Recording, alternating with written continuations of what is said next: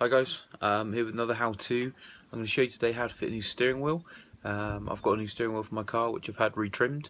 I'll show you a picture of that in a second. First things first, all you need to do to prepare yourself is to remove the positive terminal from your battery to discharge the system, because obviously you're going to be removing the airbag. So I'll show you how to do that quickly. So the easiest thing to do is just remove this 10mm bolt on the battery clamp and remove the positive terminal from the battery.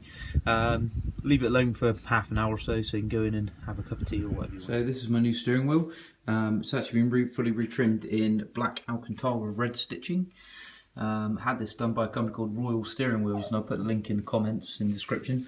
It's really good quality, but as you can see it's a completely bare wheel, so when I get my old wheel off I'm going to have to swap some bits over, but we'll go through that in a bit.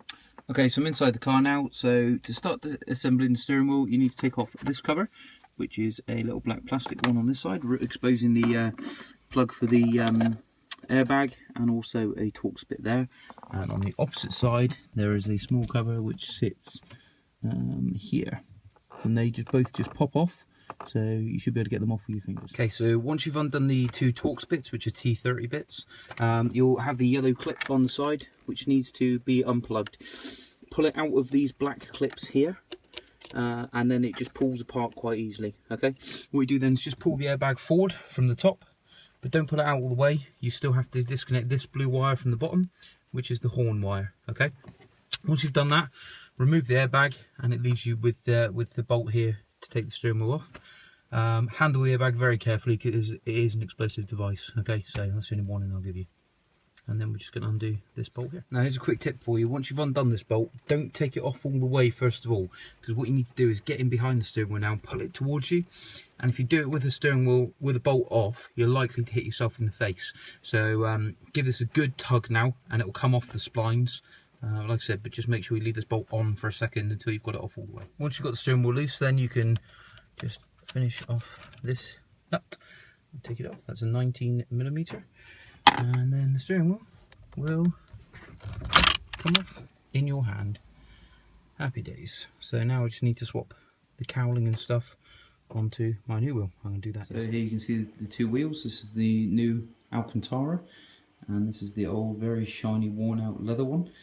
So what I do is now swap these bits across to the new wheel. So it should be quite straightforward. We've got T30 bit here, here and here, and a couple of self-tapping screws to remove. So actually on removing the T30s, it's revealed two more screws down here, so they'll actually hold the plastic cowling in place. So just going to take those off now. So there we go, all screws removed, old steering wheel disassembled, and that's ready to be sent back for my deposit money back on the exchange.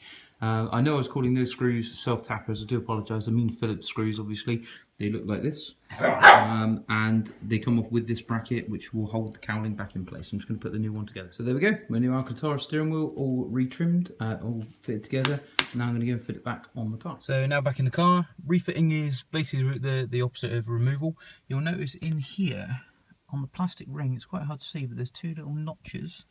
They actually line up with these notches here. So it should be quite easy to get the steering wheel back on the right kind of position, as long as you line it up properly and make sure you sit it on the splines. Obviously make sure you pass the wires through the hole. So I've got my steering wheel on.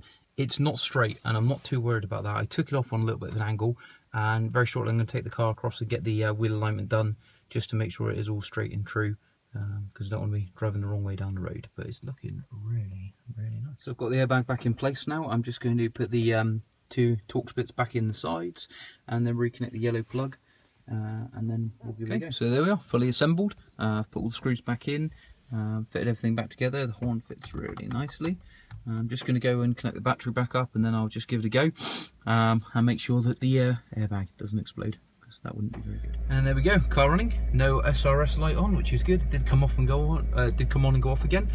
Steering wheel feels absolutely superb.